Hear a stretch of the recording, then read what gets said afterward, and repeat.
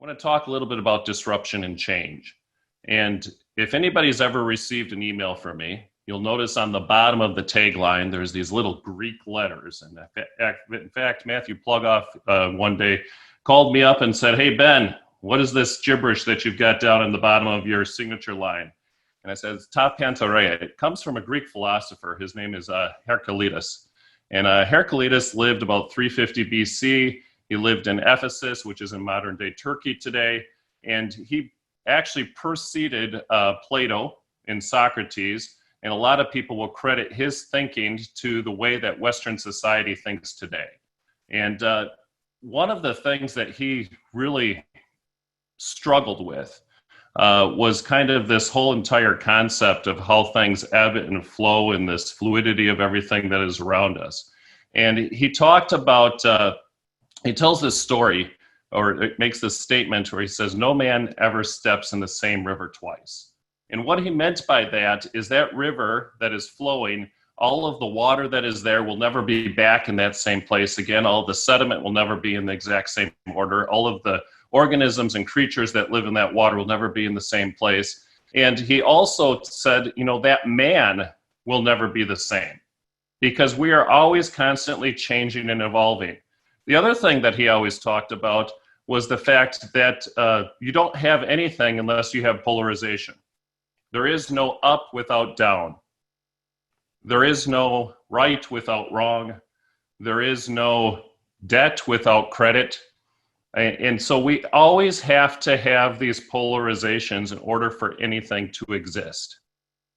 And when you stop and you start to think about that, I think it makes a lot of sense as we start to look and struggle with some of these concepts we're going to talk about as we get into these 7 habits that we can each take away and reflect on as we move forward. So what I wanted to talk about was our perspective.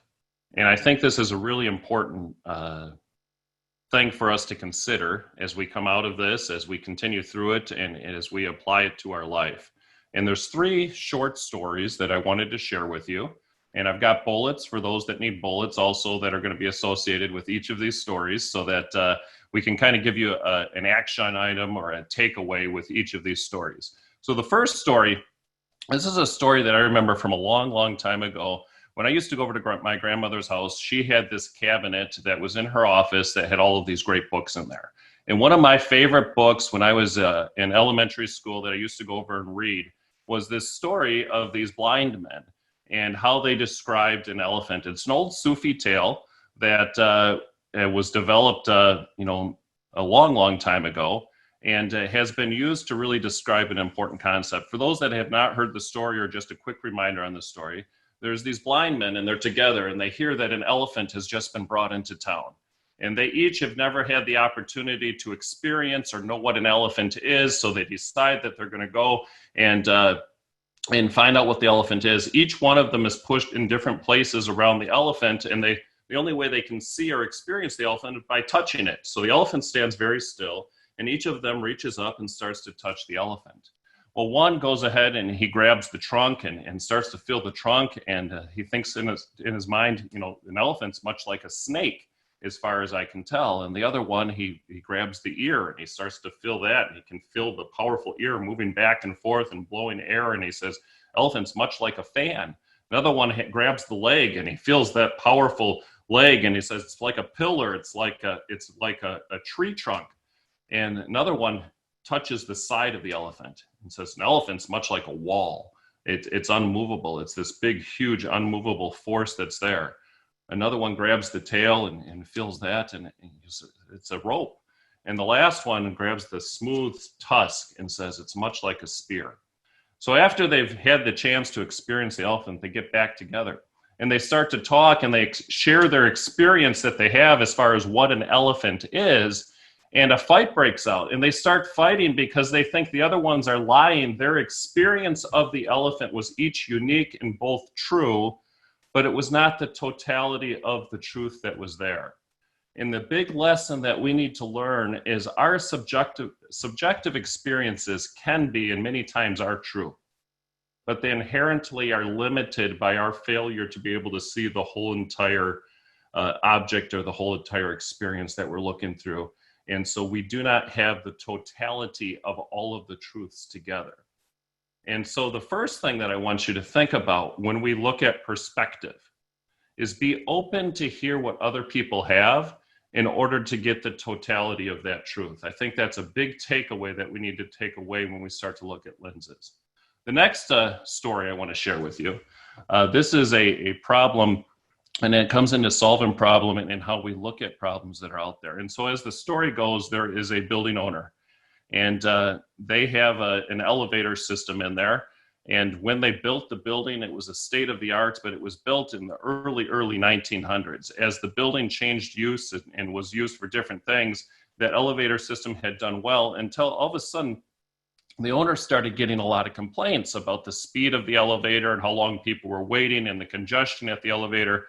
And so he went to his maintenance person and said, hey, we're getting a problem. In fact, we're going to start losing tenants in this building if we don't do something to fix the elevator, because they believe that it's impacting their productivity, and people are threatening to cancel their leases and move out. So we need to figure out what we need to do to update this elevator system.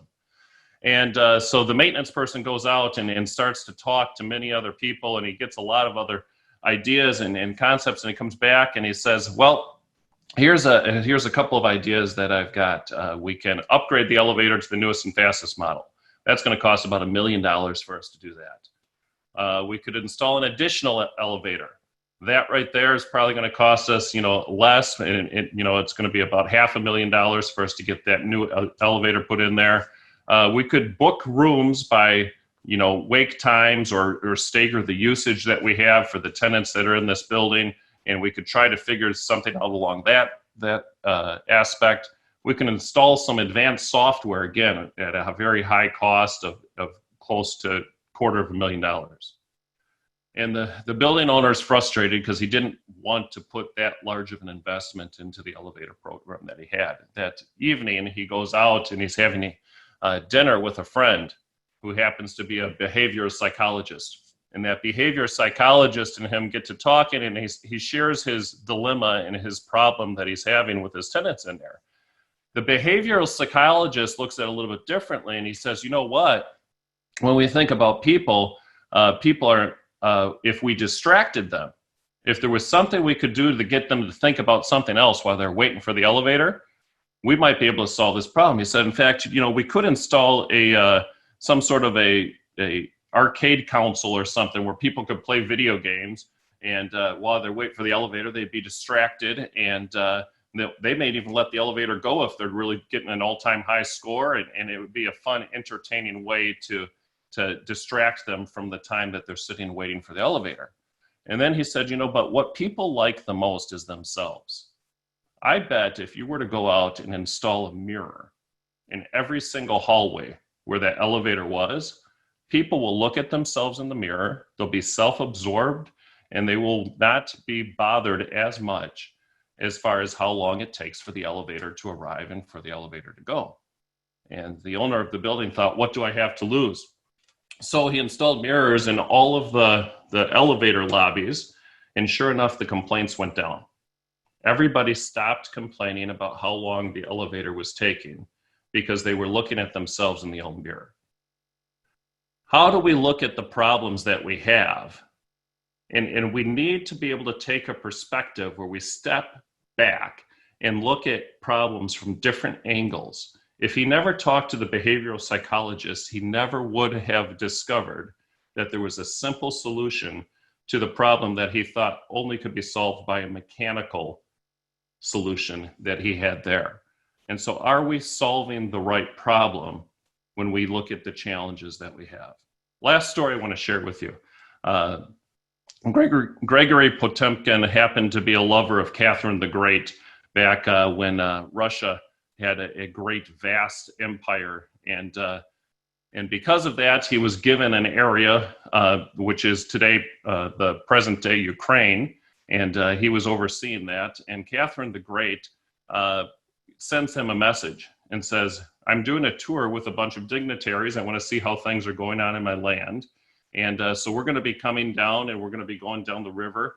And we just want to see what is happening so we can see where we can provide resources and what we can do.